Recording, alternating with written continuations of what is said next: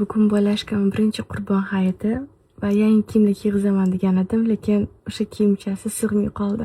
Hali kiyishga ulgurmadi, lekin o'sha sig'may qoldi. Shunga kichkina kiyimlarini yig'ib qo'yadigan bo'ldim. Bir yig'ishni boshladim. O'sha ancha-muncha kiyimi kichkina bo'lib qoldi. U o'sha munchalik kichkina emas. 1,5 oy ichida anchagina katta bo'lib qoldi. Boshqa hech qachon bu kiyimlariga sig'maydi. Hech qachon bunchalik kichkina bo'lmaydi. Shu narsa miyamdan chiqib ketmayapti. Juda ham xursandman sog'lom katta bo'layotganidan. Bu narsani осознавать qilish qiyin ekan. Hozirgi payti ham boshqa hech qachon qaytarilmaydi.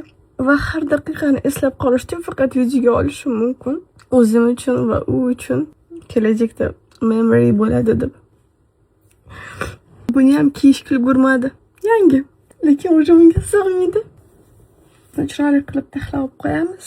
Inshaalloh yaxshi niyat. Ukalari, singillari bo'lganda kiyishar inshaalloh. Menimcha har bir ota-onaga bu qanaqadir quvonchli og'riq bo'lsa kerak. Yaqinda mana shunchagina edi-yu. Tug'ilganda shunaqa bo'lgan ekan. Mana 1 oylik 54 sm. O'zimnaqa emas. Alhamdulillah.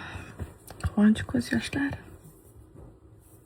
Mana kichkintoyim. Har bir daqiqa g'animat. Hammamizni kirib kelgan Qurbon hayitidan tabriklayman. Ilohim hamma chiroyli orzu-niyatlarga yetinglar.